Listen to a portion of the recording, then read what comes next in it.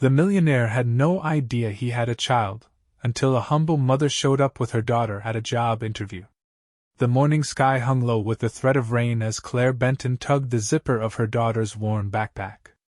The apartment was too quiet save for the low hum of the fridge and the ticking clock that had been stuck at 7:48 for over a year. Claire didn't need it to know she was late. "Ava, come on, shoes," she said, her voice tight with urgency. The 6-year-old appeared in the doorway of their cramped living room, dragging one sneaker behind her. "Are you sure I can't come with you?" Ava asked, her eyes round and hopeful, clutching her favorite purple notebook. Claire paused. "Honey, She looked down at her only decent pair of trousers, freshly pressed but faded. Her blouse clung to her skin from the morning heat, her nerves already betraying her deodorant. "It's a job interview. Big office. You'll have more fun with Mrs. Riley." Except Mrs. Riley had just cancelled, wheezing through the speakerphone an apology wrapped in coughs. Claire had stood frozen in her tiny kitchen, phone still pressed to her ear long after the call had ended, wondering how much more she could lose before life bottomed out. They were 2 months behind on rent. She owed her sister $900 and hadn't returned her calls in 3 weeks. This interview at Mercer & Wills was the last possibility on her list, a data analyst position she wasn't quite qualified for, but had applied to anyway, hoping desperation could be camouflaged with confidence. She met Ava's gaze again. "Plans have changed," she said softer this time. "You're coming with me." The Mercer & Wills headquarters stood like a fortress in the financial district, all glass and steel, unyielding in the morning light. Claire's heels echoed too loudly in the marble lobby as they walked past polished executives and receptionists with symmetrical hair. She adjusted Ava's hand in hers and forced her shoulders back. "I'm here for a 9:15 with Mr. Maddox," she told the receptionist. The woman's smile faded slightly as her eyes dropped to Ava. "Children aren't usually allowed in executive offices." "My sitter cancelled," Claire said, barely able to look her in the eye. "She'll stay right in the waiting area with her notebook. Quiet as a mouse." There was a pause that stretched long enough for Claire's palms to sweat. Then the receptionist nodded and buzzed them through. On the 27th floor, a man with a headset and a clipboard met them. "Claire Benton?" "Yes. I'm Lucas Maddox's assistant. He's reviewing your file now. I'll take you in shortly." Claire led Ava to a sleek leather chair beside a small coffee table and crouched to her level. "Stay right here, okay? Color, write, doodle, whatever you like. But do not move." Ava nodded solemnly. "I'll be invisible." "Good girl." Claire kissed the top of her daughter's head and stood. 10 minutes passed. The longer Claire waited, the more she rehearsed and reworded her resume in her head, praying her lack of recent experience wouldn't overshadow her degrees. She'd once been good at this. Once. Lucas Maddox's office was more understated than she expected: wooden shelves, a modest desk, and windows that looked out onto a gray skyline. He stood when she entered, tall and clean-cut, with a well-fitted suit and eyes that didn't give anything away. "Ms. Benton," he said, extending a hand. "Please have a seat. Thank you for seeing me." He glanced at her resume on his screen. "Your academic background is strong. But there's a professional gap, nearly 7 years." Claire nodded. "I took freelance work during that time, mostly remote contracts. I became a full-time caregiver after my daughter was born." Maddox nodded slowly, as if weighing every word. "Understandable," he said, though his tone made it hard to tell if he truly meant it. Before she could elaborate, the door behind them swung open. Claire turned, heart seizing. Ava stood in the doorway, notebook under her arm. "I'm sorry," said the receptionist, breathless behind her. "She slipped past me. But the apology was drowned out by the sound of Ava's small gasp. She looked at Maddox and her mouth parted, astonished. Then she smiled, wide and delighted, and ran to him. "Daddy!" she cried, arms flung out. "It's you!" The room froze. Maddox looked down at the child now clinging to his leg with utter bewilderment. His expression didn't change at first, then slowly it hardened. Claire's body went cold. Ava, honey," she said, voice cracking, rushing to pry her daughter back. "What are you doing?" "But it's him," Ava insisted, looking up. "He's the man from the photo." "What photo?" Maddox asked, his voice a low, dangerous hum. Claire felt the ground shift beneath her. "I can explain," she said, but even she wasn't sure that was true. Lucas Maddox did not speak for several seconds. His gaze hovered on Claire, not the way a hiring manager looks at a candidate, but like a man trying to solve a riddle written in a language he'd long forgotten. Ava stood beside him, clutching the hem of his blazer, completely unaware of the storm she had just unleashed. "The photo," he repeated, more to himself than anyone else. "What photo?" Claire's breath came shallow. "Ava, please. Come here." "But it's him," Ava said again, her voice insistent. "The picture in the shoebox. With Aunt Jenny." "You said the man moved away?" Lucas turned. "Jenny?" Claire closed her eyes briefly. Of all the things to come back now. "My friend Jenny Reese," she said, forcing calm into her voice. "She passed away 5 years ago." Lucas's face tightened. "I knew a Jennifer Reese. At Columbia. But she's Ava's biological mother," Claire said, her voice low. "She was also my partner. We were together." A silence fell. Outside, the rain had begun, faint drops streaking the tall windows. "I didn't know she had a child," Lucas said slowly. "She didn't.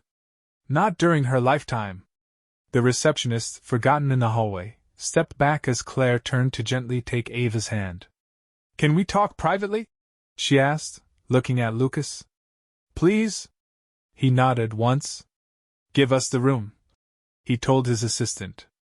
Then to the receptionist. "Watch the girl. Don't let her out of your sight." Ava's eyes went wide. "Why can't I stay?"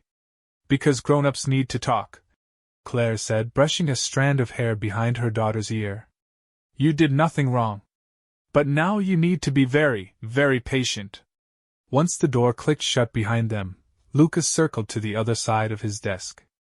"Start from the beginning." Claire sat, her hands gripping the arms of the chair. "Jenny and I were together for 6 years. We talked about starting a family for a long time. Toward the end, before the cancer came back, she made the decision.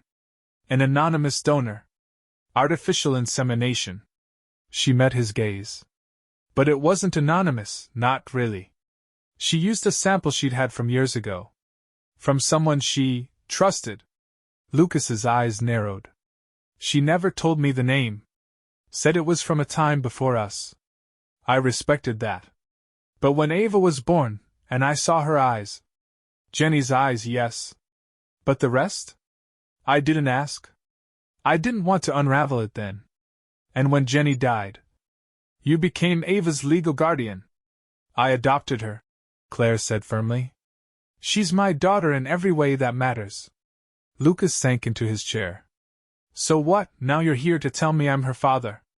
"I came here for a job," Claire snapped, more sharply than she intended. "Not for you. I didn't even know your name until I walked into this building and saw your photo in the lobby. And yet she recognized me." Claire looked down.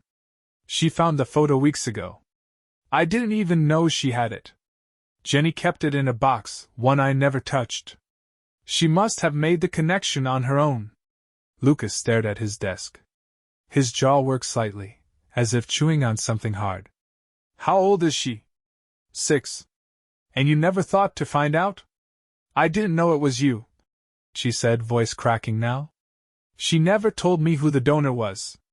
And I didn't want to dig through her past. I was grieving. I was trying to raise a baby alone and keep a roof over our heads." Lucas rubbed his hands together, then stood. He walked to the window, rain tracing faint patterns on the glass. "If what you're saying is true, I want a paternity test." "I expected that. If I am her father," he said, not turning, "I won't be some ghost she saw once in a waiting room." Claire nodded slowly. "And if you're not?" Lucas turned, and for a moment something passed between them. Not anger. Not even shock. Just the quiet ache of two people standing at the edge of something irreversible. "Then you'll never hear from me again," he said. "But until then, you're not leaving the city." "Not with her." Claire stood, steeling herself. "We're not running. You want the truth? Let's get it." Outside the door, Ava's voice drifted faintly through the hallway. "And then my mom said if you add vinegar to baking soda, it fizzes up real big." Lucas's expression softened, just slightly, before hardening again. "Have my legal team call you," he said. "The test gets done this week." Claire opened the door to collect her daughter. Ava looked up, searching both their faces for answers. "Mommy?" she whispered. "We're going home," Claire said gently. "Everything's going to be all right." But even she didn't know if that was true. The testing clinic was nestled between a pharmacy and a dry cleaner on the far edge of the city, its windows fogged from the unseasonably warm morning. Claire had barely slept. She sat in the waiting room, knees tight together, thumb rubbing circles into the leather strap of her purse. Beside her, Ava colored quietly, unaffected by the gravity of the moment. Lucas Maddox arrived precisely at 9 a.m. His presence filled the small room instantly. Dark blazer, sharp shoes, face unreadable. He nodded once at Claire, then crouched to Ava's level. "Hi," he said gently. "Do you remember me?" Ava looked up from her drawing, blinking. "You're the man from the picture. And Mommy's interview." "That's right." He smiled faintly. "We're going to do a quick test today, okay? Like a checkup. No pokes." Ava considered this. "Do I get a sticker?" "I'll make sure of it." The technician emerged, clipboard in hand. "Claire Benton? Mr. Maddox?" Claire stood, her stomach nodding. "Ready." The testing was painless. A simple cheek swab, Ava giggling slightly at the ticklish sensation, Lucas staying remarkably calm through the procedure. When it was done, the technician promised results within 48 hours. Then they were back in the waiting room again, three strangers sharing one impossible silence. "I've arranged for a private courier to deliver the results," Lucas said quietly. "No delays." Claire nodded. "Good." Lucas hesitated. "May I take her for lunch? After the results, I mean. If the test confirms what we both already suspect," Claire said. "You'll want to spend time with her." "I get that. But I need to be there, at least at first." "I understand," he said. Then he added, almost too casually, "You said Jenny never told you it was me. But she used my sample." "How?" Claire looked down. "She worked at your firm briefly. You probably don't remember." "I don't." "She was temping in the analytics department. She mentioned she once dated someone serious. A brilliant intern from her undergrad years who left for grad school before things got complicated. I didn't press. I assumed it was someone from before me." Lucas exhaled, slowly. "She never reached out after?" "No. She was sick by the time Ava came. She didn't want her daughter tied to a man who hadn't chosen fatherhood." Lucas didn't reply. He stared at his hands, the kind of silence that comes not from thought, but from grief finding a shape. Claire softened. "She loved you, you know. In her way. She didn't know me anymore," he said, not looking up. "Not the version I became." Before Claire could respond, Ava tugged her sleeve. "Mommy, can we get pancakes now?" Claire smiled, her composure threatening to crack. "Yeah, honey. Let's go." They parted at the door with no promises, only a silent agreement. The next time they saw each other, their lives would either be irrevocably entwined or decisively parted. 2 days later, Claire stood by the window of her kitchen, the city skyline blurring through rain-streaked glass. Her phone buzzed on the counter. A message. From Lucas. Test results arrived. 99.8% probability. "I'd like to talk, when you're ready." She read it 3 times before calling. "I saw the results," Claire said when he answered. "So did I." There was a pause then. "She's mine." Claire's throat tightened. She's ours. Lucas's voice lowered. I don't want to do this through lawyers. But I do want to be in her life. Regularly. Meaningfully. She's not used to men coming and going. You'll have to earn her trust. Slowly. I will. Claire hesitated. Come to the apartment tomorrow. Late morning. Bring coffee. And maybe crayons. He laughed, just a breath of it, but it was real. What color? Anything that sparkles. Claire opened the door at 10:32 a.m. to find Lucas Maddox standing there with a paper tray of coffee cups, a small bag from a local bakery, and a plastic shopping bag clearly from a craft store. His expression was composed, but his eyes betrayed nerves. You're late, Claire said, stepping aside to let him in. He held up the tray. I brought apologies in the form of caffeine and sugar. Claire took one of the cups. You're forgiven. Their apartment was modest. 2 bedrooms, a crooked bookshelf heavy with Ava's books and Claire's forgotten paperbacks, a table covered in a vinyl tablecloth printed with faded daisies. Ava was on the floor in the living room, cross-legged, her purple notebook open in front of her. Lucas hesitated just inside the door. This is nice. It's small. But it's home. Ava looked up then, eyes widening as she recognized him. You came. I said I would. She scrambled up, walked over slowly, then reached for the plastic bag. Is that for me? Lucas knelt, holding it out. It is. Glitter crayons. And sticker sheets. And, some sparkly paper I didn't understand but thought you might. Ava lit up. These are awesome! Claire, watching from the kitchen, caught something in Lucas's face then, an expression not of pride, but awe. He sat down cross-legged beside Ava, who was already pulling supplies from the bag. Claire took her coffee to the window. The city moved on, indifferent, as a man met his daughter properly for the first time on her carpet. So, Ava said between sticking shiny stars on purple construction paper. Are you really my dad? Lucas paused, then nodded. Yes. The test said so. That's what Mommy said. So, do I call you Dad now? Lucas looked up, startled. Only if you want to. You can call me whatever feels right. Ava thought about it. Can I call you Lucas for now? Sure. Cool, she said, returning to her paper. I don't have many grown-ups who like stickers. Lucas smiled. I'm learning. Claire watched this unfold with a wary heart. Part of her wanted to step in, manage the moment, make it safe. The other part, the quieter one, knew this was theirs to figure out. An hour passed. Claire put a load of laundry in. Lucas fixed Ava's loose chair leg without being asked. He stayed on the floor with her the whole time, never checking his phone once. When Ava finally retreated to her room, murmuring something about building a sticker museum, Claire poured 2 glasses of water and set them at the kitchen table. She's extraordinary, Lucas said, sitting across from her. She is. I had no idea, Jenny. She didn't want you to feel obligated. She knew what your life was like. And I think maybe she didn't want rejection. Lucas ran a hand through his hair. I would have been there. I know that now. A silence grew between them, but not an awkward one. It was filled with the weight of what had passed, and what might come next. I don't want to disrupt her life, Lucas said eventually. But I want to be part of it. Not just visits and crayons.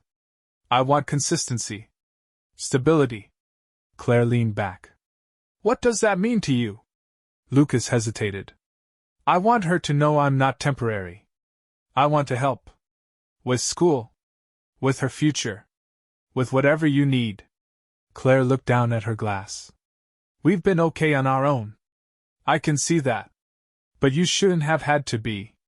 I didn't come looking for a co-parent. I know. But now you are one. And I don't know how that fits yet. Lucas nodded. Then let's figure it out. Slowly. Claire studied him. She'd expected arrogance, detachment, some distant executive trying to write checks and soothe guilt. But Lucas Maddox, sitting at her kitchen table with glitter on his shirt sleeve, was not that man. I don't want her uprooted, she said. Not from her school. Not from her neighborhood. She won't be, he said. I was thinking more about helping you get more space. Better school supplies. An emergency fund. Things like that. Claire smiled faintly. You know money doesn't fix everything, right? Lucas smiled back. I do. But it can fix some things. Later, as he stood at the door to leave, Ava darted out of her room and wrapped her arms around his waist without warning. Lucas froze, then slowly bent to return the hug. Will you come again? She asked. Absolutely. When? Soon. Maybe Saturday? Okay, Ava said. Then added very seriously. Next time bring markers. Lucas laughed. Deal. Claire watched them, her heart a tangled knot of hope and fear. She hadn't planned for this man to walk into their lives. But now he had. And none of them would ever be the same. Lucas showed up every Saturday for 3 weeks straight. Always bearing gifts that were thoughtful rather than extravagant, books on space, a model volcano kit, a miniature telescope that Ava set up on the balcony despite the city's light pollution. He never stayed past dinner, never pushed for more than Claire allowed.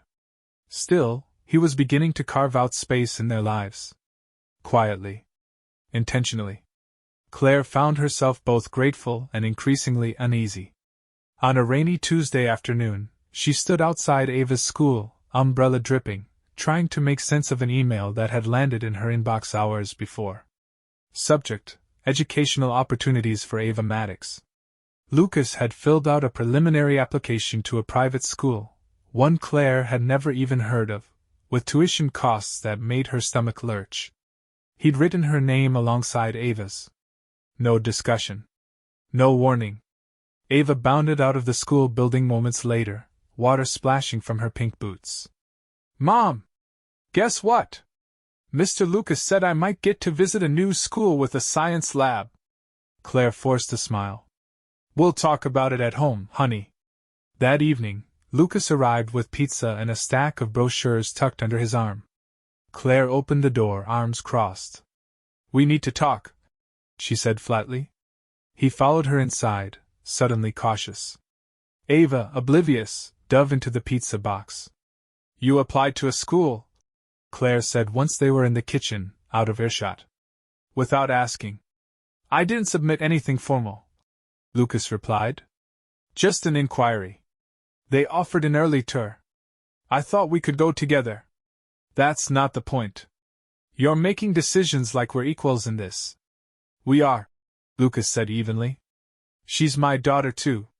Claire leaned on the counter, gripping the edge. You've known her for a month. I've raised her for 6 years. Through colic, asthma, school anxiety. I've held her while she sobbed over nightmares. I've worked night shifts, gone without meals to make sure she had enough. You don't get to show up with a telescope and think we're suddenly equal. Lucas took the blow without flinching. I'm not trying to erase what you've done. I'm trying to add to it. Claire's voice dropped. You don't get to draw lines around our life without asking if we want them there. A long silence stretched between them. Then Lucas said quietly, I'm not used to asking permission. Claire's eyes didn't soften. Try. He nodded once. Okay. They stood there, the only sounds coming from the living room, Ava humming softly as she colored. I just want her to have options, he said. Things I didn't even know I could give. I get that, Claire said. But you need to understand this. Every choice we make now shapes her foundation. You don't get to bulldoze that, no matter how good your intentions. Lucas looked away, ashamed. You're right. Claire released the counter, exhaling. We'll go on the tour. Together. But if she says she doesn't want to switch schools, that's the end of it. Agreed. They rejoined Ava a few minutes later. Lucas handed her the brochure. You can look at this if you want, he said gently. But only if you're curious. No pressure. Ava peered at the photos of science classrooms and a playground with an actual rock-climbing wall. Can I just visit? I want to see if the slide is better than mine. Claire smiled. That sounds fair.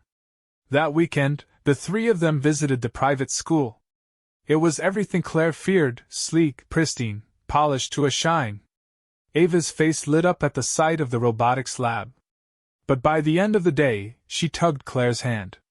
It's nice, she whispered, but it doesn't smell like my school. Back at the apartment, Claire asked, So? What did you think? Ava shrugged. They don't have Ms. Hanley. Her first-grade teacher. The one who let Ava read books under her desk during recess and never made a big deal out of her stutter. Lucas looked disappointed, but not surprised. I like my school better, Ava declared. I want to stay. Okay, Lucas said, nodding. Then that's what we do. Claire watched him, seeing something soften in his posture, not defeat, but understanding. Respect.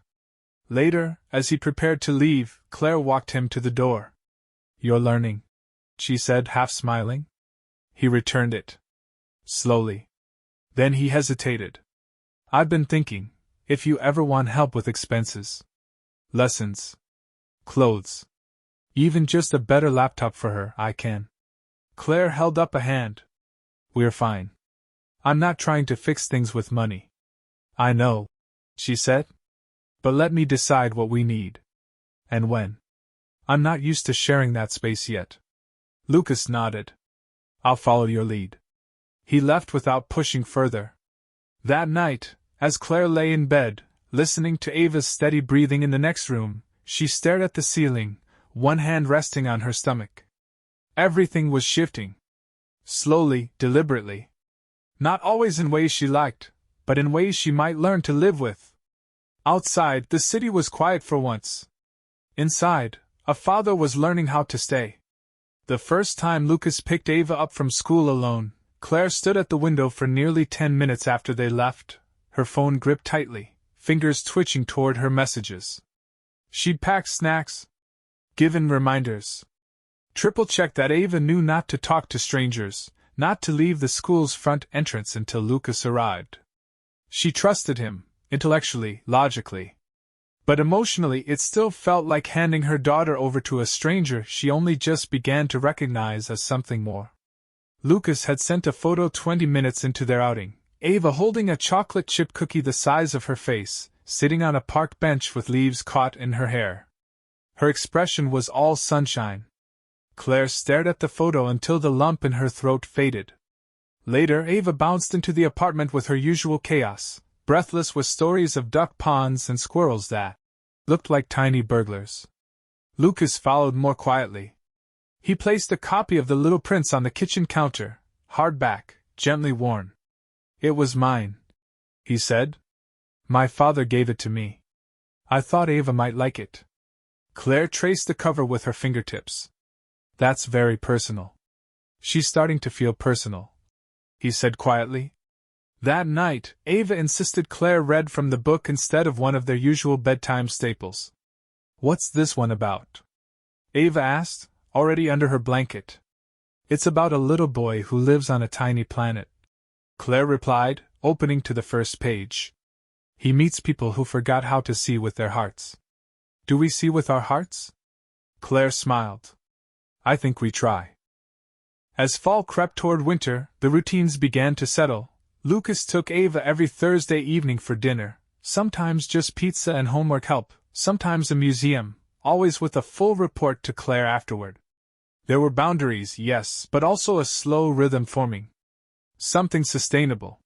Still, Lucas hadn't told anyone else, not officially. No announcement to his family, no public recognition. Claire noticed. She didn't press. But it lingered like a shadow between them. That changed when she received the invitation. A sleek envelope. Her name written in careful script. The Maddox Foundation Annual Benefit Gala. She stared at it for a long time, unsure if it was a courtesy or a declaration. Lucas hadn't mentioned it. When he arrived for Thursday pickup, she placed it on the counter. You sent this? Lucas looked sheepish. I did. To make a statement? To invite the mother of my child, he said. And if you're willing, to introduce her to my world. Claire crossed her arms. It's not her world. Not yet. It could be someday. I'm not asking for a parade. Just presents. I don't have anything to wear to a black tie gala. I made an appointment for you, he said quietly. With a stylist. No pressure. Just a resource. Claire sighed. You really can't help yourself, can you? I can, he said, smiling faintly. But I don't want to. The night of the gala, Claire stood in the mirror wearing a navy dress that hugged her frame modestly, the fabric surprisingly soft, the fit perfect. Her hair was pulled into a low chignon, makeup light but confident. Ava watched from the edge of the bed, her face split with delight. Mommy, you look like someone from a magazine. Let's hope I don't act like it, Claire murmured, adjusting her earrings. Lucas arrived in a charcoal suit, pausing at the sight of her. You look. He blinked, struggling. Unforgettable. Claire fought the heat in her cheeks. Don't oversell it. Ava ran up to him with her coloring book. You'll be back tomorrow, right? Wouldn't miss it. At the venue, Claire's heels clicked too loudly against the marble floor, but Lucas kept close, guiding her gently past flashes of cameras and murmuring guests. The Maddox Foundation's name was everywhere, on banners, programs, even embossed on the silver napkin rings. He introduced her to board members. Donors. His CFO. Always as Ava's mother. Never an old friend. Never a former employee. Always clear. Always true. The moment that struck Claire deepest wasn't during dinner, or the speech he gave about childhood education, or even when he gently placed a hand on her back as they passed the crowd. It was when an older woman, elegant, immaculately dressed, approached. Lucas, she said, offering both cheeks. And who is this? This is Claire Benton, he said with no hesitation. She's the reason I know my daughter. The woman turned to Claire with a polite smile. Well, then we're all grateful. Later, on the drive back, Lucas said softly, I hope that didn't feel like spectacle. Claire watched the city blur past. It felt like a beginning. That night, as she slipped out of the dress and into her oldest sweatshirt, Claire stood in front of the mirror again. The woman looking back at her wasn't changed by the gown, the heels, or the gala. But something deeper had shifted. She wasn't standing alone anymore. And for the first time in a long time, she was beginning to believe that she didn't have to. The voicemail came on a Monday morning. Claire listened to it while brushing crumbs off Ava's jacket, her phone pressed between shoulder and cheek, more focused on her daughter's missing lunchbox than the words at first. My name is Eleanor Maddox. I understand we've never spoken, but I'd appreciate a chance to meet. I believe it's time I got to know my granddaughter. Claire froze. Lucas hadn't said anything about his mother. She listened to the message again. There was no edge, no demand, just a clipped courtesy that made it clear the request came from someone who never asked for things more than once. Later that day, she met Lucas at a cafe near his office. The look on his face when she mentioned the call confirmed her suspicions. He hadn't told Eleanor. She reached out to you directly? He asked, visibly unsettled. She didn't sound hostile. Just precise. Lucas stirred his coffee. She reads the society pages. Someone must have said something after the gala. She's good at drawing lines between dots. Claire raised an eyebrow. You didn't plan to tell her? I was going to, Lucas admitted. Eventually. She's your mother. She's also a woman who views legacy like a ledger, he said quietly. She loves her family. But affection was always expressed through investments and strategy. Still, she's Ava's grandmother. Lucas looked up, visibly conflicted. I'll set the meeting. But I'll be there. I don't want her trying to shape the narrative. Claire sipped her tea. Ava doesn't need narratives. She just needs honesty. They met at Eleanor's townhouse, a pristine brownstone on the Upper East Side, the kind that made Claire instinctively check the soles of her shoes. Eleanor opened the door herself. Tall, elegant, with silver hair and a flawless twist and a gaze that assessed before it welcomed. Claire, she said with a cool nod. Lucas. And this must be Ava. Ava offered a small wave. Hi. You have your mother's eyes, Eleanor said, stepping aside. And your father's silence. Inside, the living room was more museum than home. Ava perched carefully on the edge of an armchair while Eleanor offered drinks that Claire declined. The conversation began formally. Eleanor asked about school, what Ava liked to read, her favorite subject.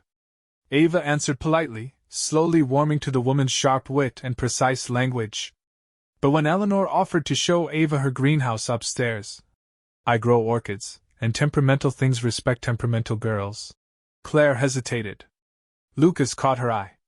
I'll stay close. Claire nodded, and watched her daughter disappear up the sweeping staircase with her grandmother. Alone in the silence, Claire walked slowly around the room. The shelves were lined with first editions, the walls dotted with oiled portraits of long-gone Maddox men. Heavy frames, heavy faces. Lucas approached. She's more intrigued than I expected. Your mother or Ava? Both. Claire smiled faintly. You warned me she was intimidating. But I think Ava's winning her over.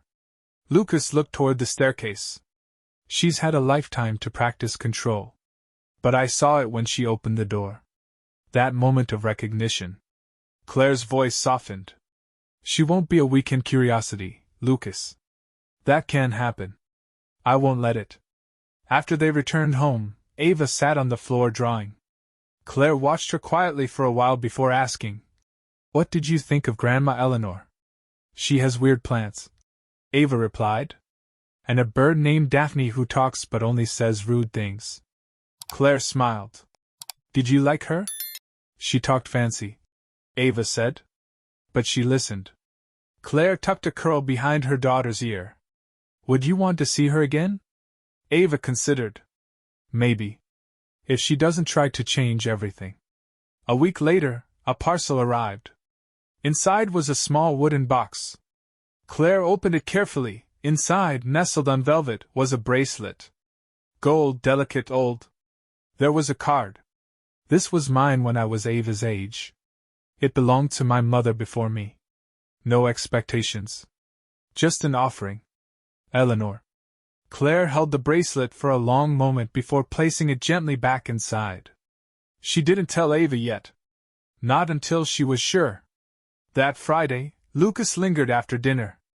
Ava had gone to bed early, worn out from a class trip. Claire was washing dishes when Lucas spoke. I told my board. She turned. About Ava? About all of it. That I'm a father.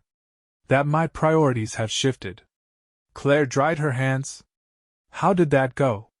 They weren't surprised, he said with a shrug. Turns out, showing up at 3 straight meetings on time and turning down 2 after-hours mergers for bedtime stories tips people off. Claire smiled. So what now?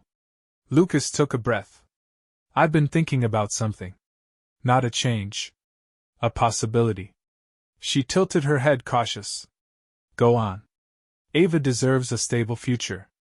A home that grows with her. Claire folded the dish towel. Lucas, I'm not asking you to move in. Or make declarations. I'm saying I found a place. Bigger. 2 blocks from her school. Space for her. And for you. If, and only if, you're ready to build something with me. No pressure. Just an offer. Claire stared at him. We're doing all right here, she said. She's safe. We're okay. You've built something extraordinary, he said softly. I just want to build the rest of it with you. She didn't answer right away. Her heart thudded somewhere behind her ribs. Finally, she said, let's start with a visit. 1 step. He smiled. That's all I ask? As he left, Claire stood at the window again, watching him disappear into the night. She wasn't sure what they were building. But this time, she wasn't doing it alone. The apartment Lucas found was nothing like the sterile high-rises Claire had always associated with his world. It was an old brownstone duplex, with creaky floors and big windows that let the light pour in. The upstairs hallway had a skylight, and there was a small nook just big enough for a reading chair. In the kitchen, the cabinets were slightly crooked, the kind of imperfection that suggested life had already happened here. Ava loved it instantly. "There's a tree outside my window," she cried, face pressed to the glass. "And a little squirrel with one ear." Claire followed more slowly, running her hand along the banister. She could see what Lucas was trying to offer: space, comfort, permanence. But the offer still hovered like a question. "I wanted something with history," Lucas said quietly beside her. "Not just marble and glass." Claire glanced at him. "It's beautiful. But I'm not ready to say yes." "I know," he replied. "It's not an ultimatum. It's a door. You walk through when you're ready. Or not at all." A few weeks later, Claire was in the laundry room of their current building when she noticed Ava's latest drawing folded in her coat pocket. She opened it, expecting another glitter burst of rainbows or trees. Instead, she found a sketch of their apartment, with stick figures labeled "Me, Mommy," and "Lucas." Below it, Ava had written, "Our old home. Safe. Small. Happy."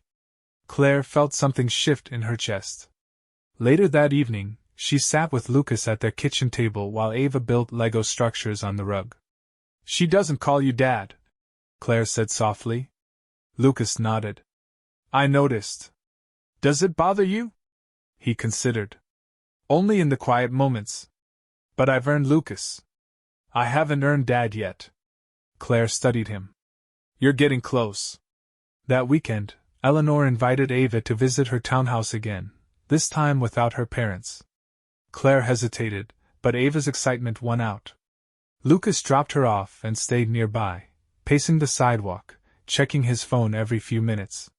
When he finally returned 2 hours later, Eleanor met him at the door. "She has a remarkable sense of empathy," she said. "Like her mother."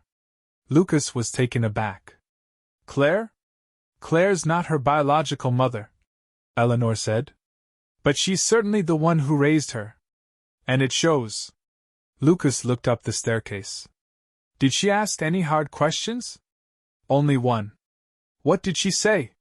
"She asked if I was sad about missing 6 years of her life." Lucas tensed. "And?" "I told her yes. And that I plan not to miss another day." The bracelet Eleanor had sent sat in Claire's top drawer for nearly a month. On the morning of Ava's 7th birthday, Claire placed it carefully in a small white box, tied with a lavender ribbon. "You don't have to wear it," Claire said as Ava opened it. "But it was your grandmother's. And hers before that." Ava's eyes lit up. "Can I wear it to school?" Claire smiled. "You sure?" She said. "It's mine now. Part of the family stuff." Claire helped clasp it around her small wrist. It hung loose, delicate, and bright. "Does this mean I'm fancy now?" Ava asked. Claire kissed her forehead. "You've always been fancy." Later that day, as the party guests filtered out and wrapping paper littered the floor, Lucas stayed behind to help clean. He stood in the kitchen with Claire, drying plates, sleeves rolled up. "She wants to change her last name," Claire said suddenly. Lucas turned. "What?" She asked if she could. "To Maddox. Like you?" He set the plate down carefully. "Did you say yes?" "I said it was her decision. But that I'd support it. Legally. Emotionally." Lucas exhaled. "I didn't expect that." "She's beginning to see herself as part of both of us," Claire said. "Not one. Not the other. Both." Lucas smiled. "Then we must be doing something right." Claire leaned against the counter. "You know, when I met you in that office, I thought my life was about to get ruined. Or rewritten. And now? I think it's just unfolding," she said. "The way it was always meant to." Lucas stepped closer.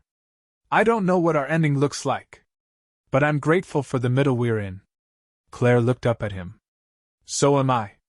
Claire's apartment began to feel smaller after Ava's birthday. Not worse, just tighter.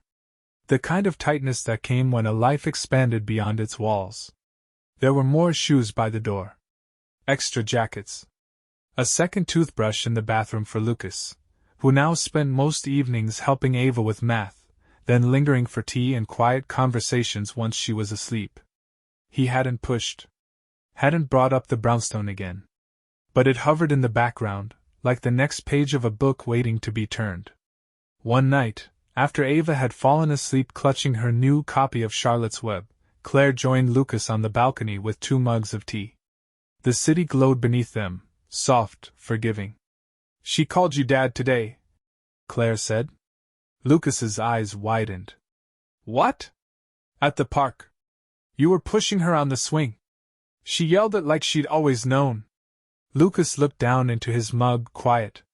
"She didn't even notice," Claire added. "But I did." He nodded slowly. "It felt right. But I didn't want to say anything." Claire turned toward him. "You're not temporary, Lucas. I see that now. And more importantly, she feels that." Lucas's gaze met hers. "What about you?" She hesitated. "I was scared. Still am, some days. I've built this life out of routines and control. You're the first variable I haven't tried to fix." He smiled gently. "That might be the nicest thing anyone's ever said to me." She chuckled softly, then grew serious. "Let's move." Lucas blinked. "Are you sure? I want Ava to have her own space. A room she can grow into. A staircase to run down. A hallway with frames we fill ourselves." His hand closed around hers. "We'll take it slow. Just like we said?" Claire nodded. "Slow is working." The move took 3 weekends. Ava supervised, labeling boxes with her own code. Important, super important, and super duper important. The last category included her science kits, her rock collection, and a shoebox labeled Mom's Happy Photos. Claire found the box late one night unpacking. Inside were photos she hadn't seen in years, her and Jenny, laughing on a beach, Ava swaddled, wide-eyed, Margaret with icing on her nose at Ava's 3rd birthday. Lucas entered quietly and sat beside her on the hardwood floor. "This was her world before me," he said softly. "She still asks about Jenny sometimes," Claire replied. "But less now. She's making new memories." Lucas studied the photo of Claire holding newborn Ava. "You never resented me for not being there." "I was angry," Claire admitted. "Not at you. At the way life closed doors without warning. But no, I didn't resent you. How could I? You didn't even know she existed." Lucas reached into the box and pulled out a photo of Ava at 4, missing teeth and grinning wildly. "I would have loved this version of her." Claire leaned into his shoulder. "She still has that grin. And she's finally got someone to share it with." Eleanor visited the new place the following weekend. She brought lemon tarts and a potted orchid. "This one's resilient," she said, handing it to Claire. "Thrives in indirect light. Like children in cautious households." Claire raised an eyebrow. "That a compliment?" "A reflection," Eleanor said with the faintest smile. She walked slowly through the house, stopping at Ava's room where hand-drawn planets spun from the ceiling. "She has vision," she murmured. "She has guidance," Claire replied. Eleanor paused. "You've done well, Claire. I don't say that lightly." Claire studied the woman who had once frightened her. "Thank you." One evening, Ava stood in the middle of the living room, hands on hips.